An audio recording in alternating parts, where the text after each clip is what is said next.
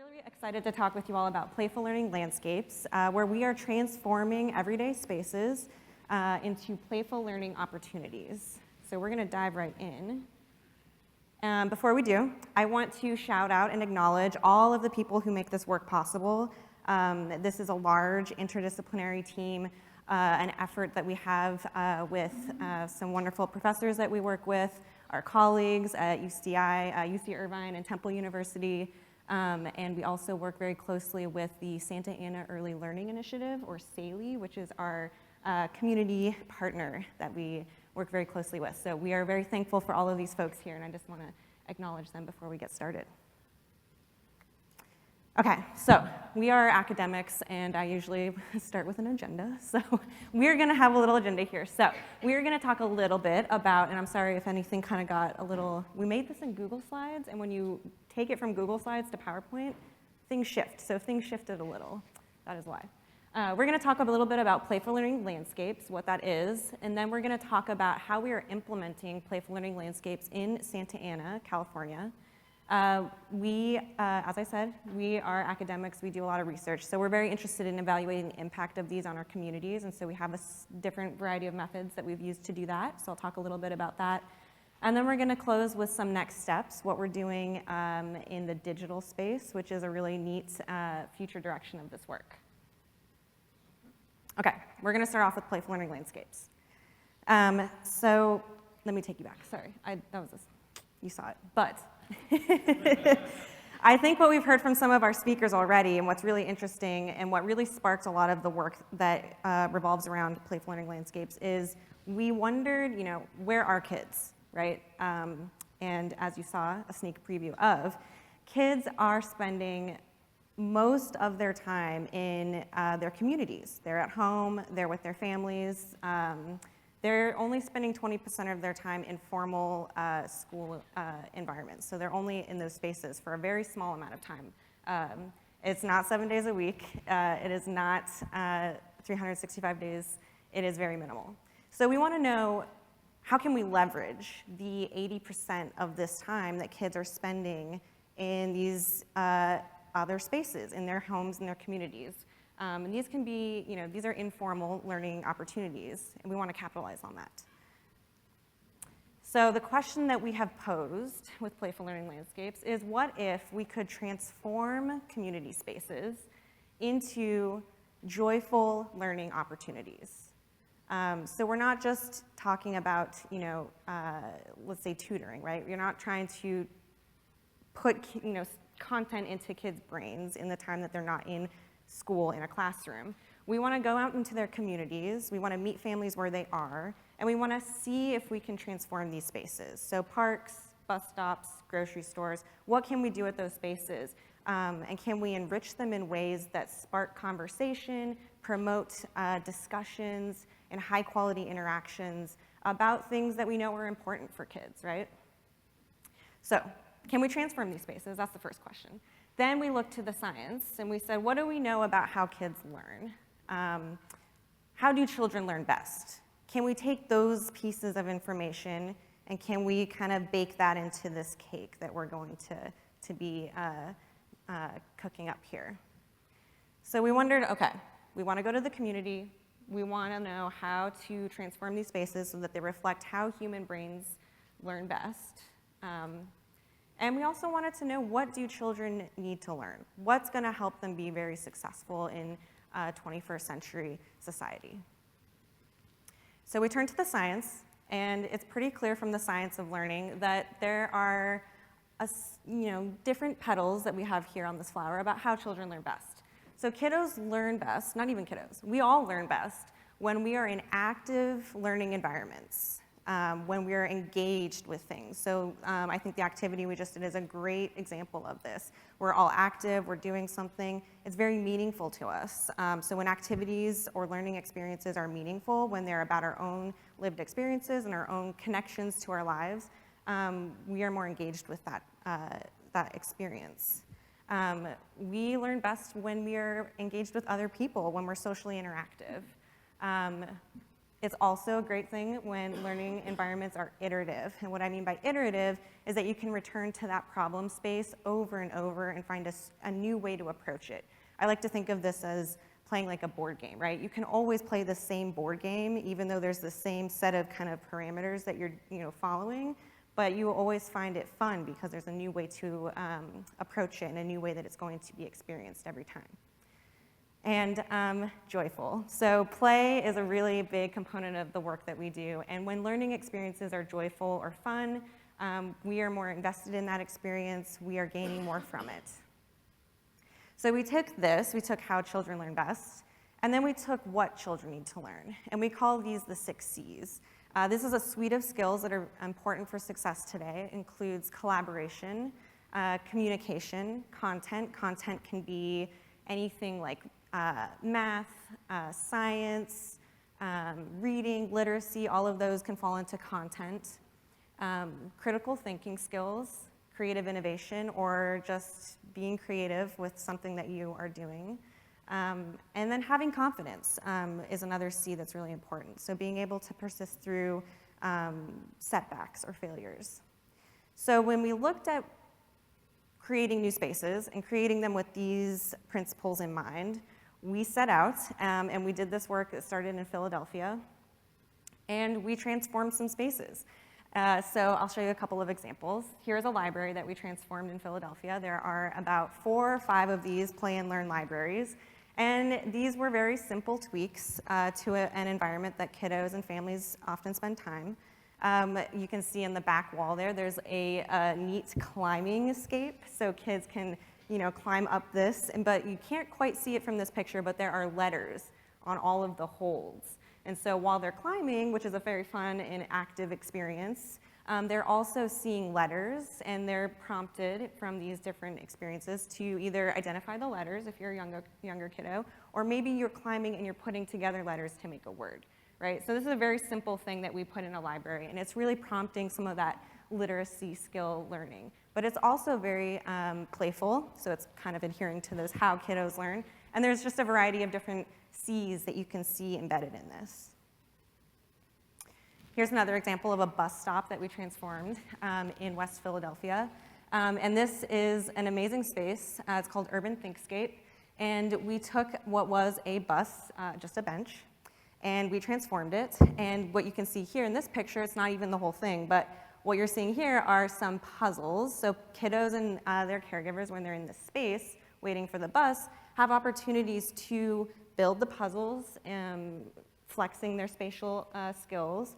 They're talking, they're having fun. Again, you can kind of see how some of those principles I just talked about are being leveraged and built in, baked into this cake that we're showing you here. Another example I'll briefly show here is a grocery store. So again, here we're taking a space where families are often going with their kids. It's simple tweaks to the environment. So here this is a larger sign to welcome families into this space. But then what we have are different areas of this grocery store, like in the produce section, there'll be a little prompt that says, what color am I? How many how many are there?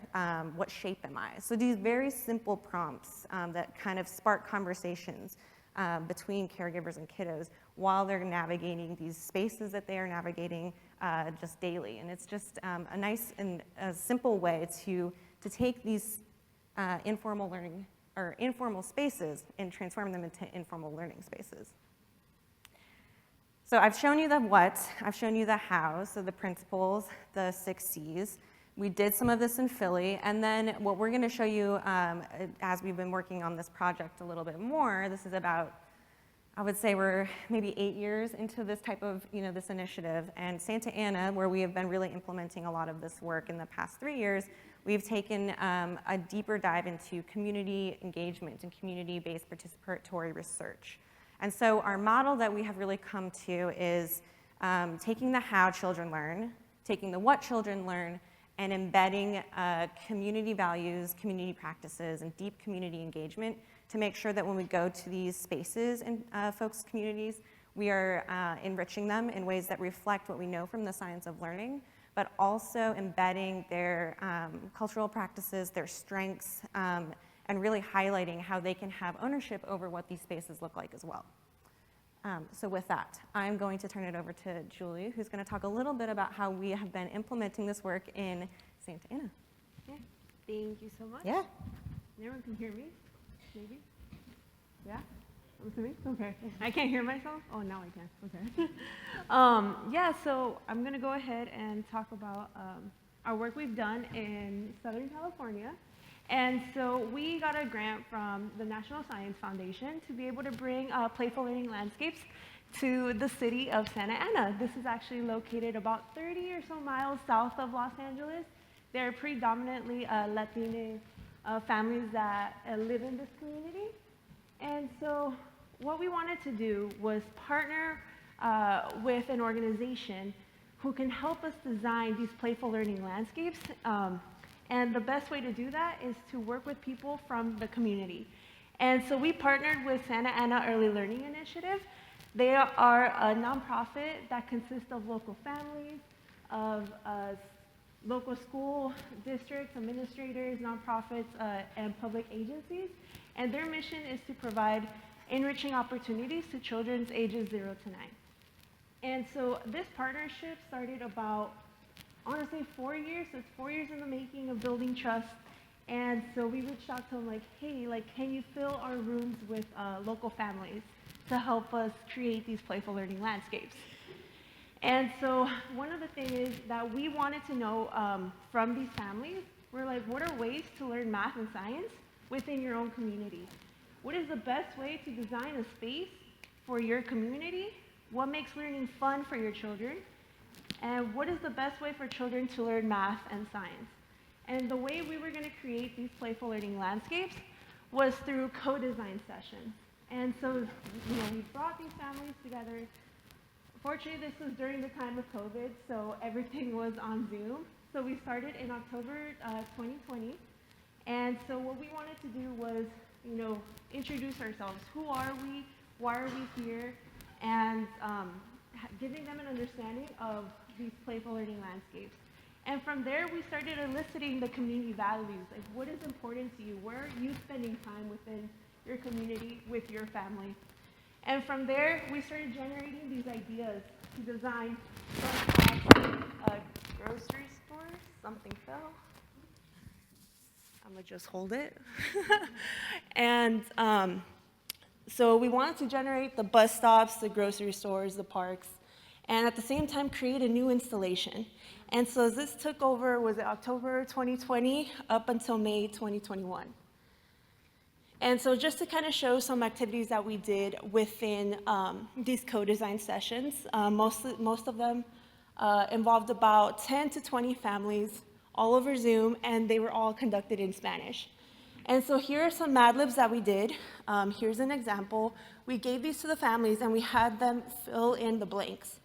And so, for example, some of the things they said was, I would like for us to create something that's fun while upholding culture and while making sure people who are Spanish speakers feel welcome and feel secure, happy, protected, while being part of the playful learning landscapes.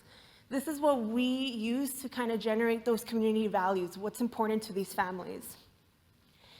And so through Zoom, we ended up sending bags of stuff, which was literally bags of arts and crafts. And we had our parents with their kiddos actually create, think of a space. They send in pictures of their spaces within their community where they spend most of their time. And so we're like, okay, having those parks in mind, having, let's say those grocery stores in mind, what kind of learning game could you see? And so here are just a few examples of the prototypes that were created by our parents. And let's see if I realize, oh, there you go. So this one specifically I want to focus on just because it has an abacus. And so a lot of our families were born outside the United States, mostly Mexico, Guatemala, Honduras. And so what they kept telling us was they learned math through using an abacus, and how we want our kids to kind of be able to learn using the same tool that they did. And so looking at those prototypes that the parents made, what common themes we were seeing, what kind of games did they talk about? And so here are just 2 different versions of two different bus stops that came out of these conversations. And so you can see the Loteria bus stop. Loteria is like bingo, right? I used to play this with my parents all the time. We would use little beans to like cover our characters that we got. And so what we wanted to do was have them spin a wheel and land on an image. They would flip that image and there'd be a prompt that would elicit either observation, some sort of counting thing they would have to do. And the other one is the abacus bus stop. So here would be an opportunity for them to learn how to use the abacus in many different ways, counting many different things. And so again, this is just like version 1 of things. From there, we were like, okay, how do we know if what we've created is going to work for the community? Does this represent their values? So our team actually ended up like crafting up until 1 a.m. trying to make this stuff. Literally, I felt like I was back in elementary school, middle school, and they gave us feedback.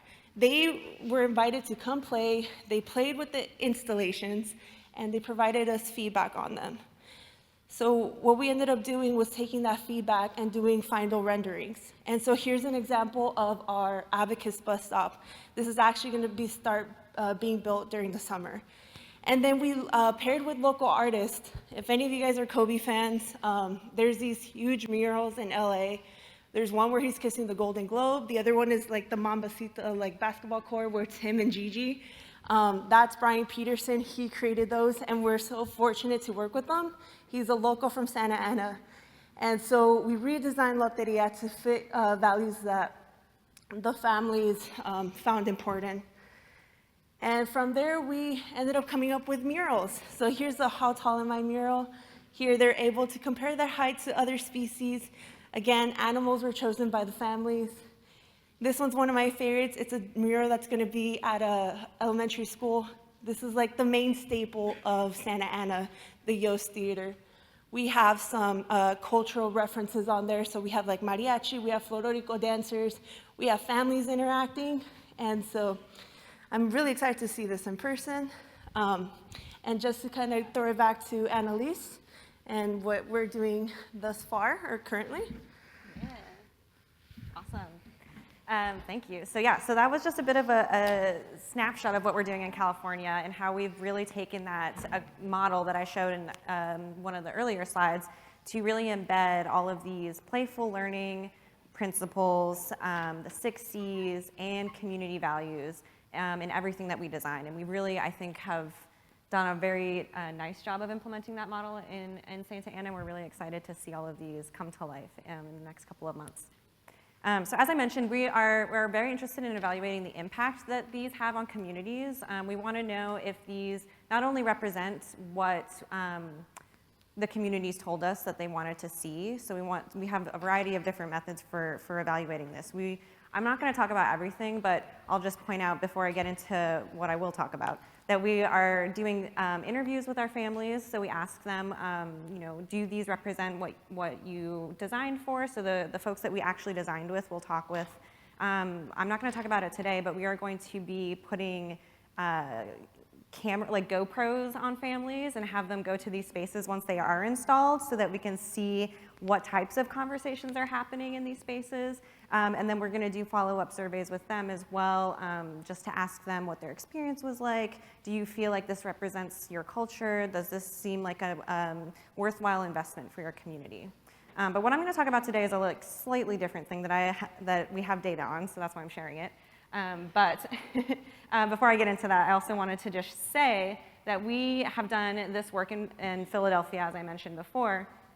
So some of the tools that I'm going to talk about today that we have used to understand how families perceive these spaces and how families interact in these different spaces in their communities, this work is really driven by a large body of evidence that we already have about these spaces based on work in Philadelphia. So I'm just going to throw up kind of a smattering of things. But these are a bunch of studies in scientific journals that we have published.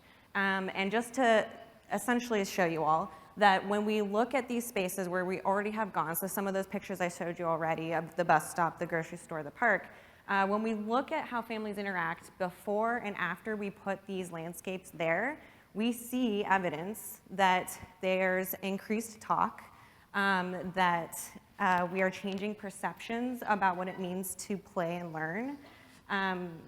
We're promoting caregiver-child interactions in these spaces. We're prompting STEM conversations. We are creating more opportunities for families to interact. And these data are really suggesting to us that this very low, it can be low cost or high cost, you know, like Santa Ana is kind of high cost, but a grocery store can be a very low cost intervention where essentially you're just taking very small prompts, very small stickers, putting them in places where you can see them, and it's really sparking these conversations. So all this to say that we have quite a bit of evidence at this point that we are seeing a lot of interaction with these landscapes in communities.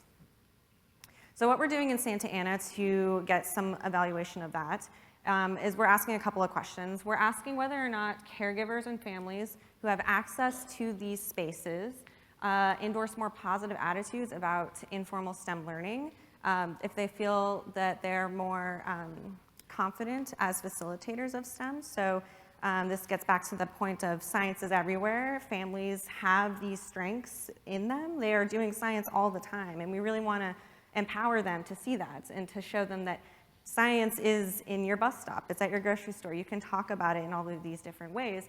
And so we want to see if installing these playscapes in their communities, if that's facilitating or increasing their perceptions of their roles as facilitators of that. And whether or not they are seeing greater connections between play and learning. So often we see that play is very divorced from learning. You know, you learn in school, you sit in a classroom, that's where you learn, you come home and you play. And we're really trying to show that you can do those things together. I'm gonna go a lot faster because we have more. Okay.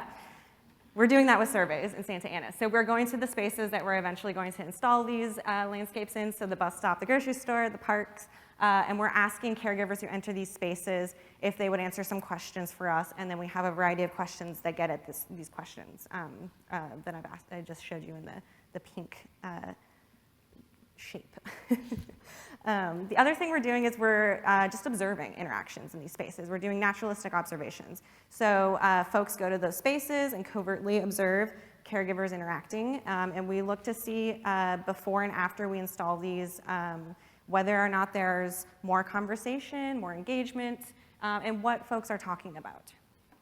So we do not have the post-installation data yet because it's not installed, but we do have pre-installation data. And so what I'll just briefly say is that when we looked at surveys, so we administered surveys to families in these spaces, and families are going to these spaces frequently, which is great because we wanted to target spaces where families were.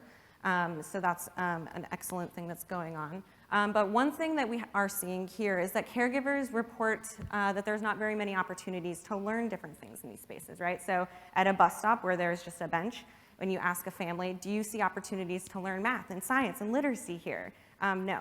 And so when we transform it, we're going to be asking families again, do you see opportunities to learn these things here? And we anticipate seeing some shifts in that.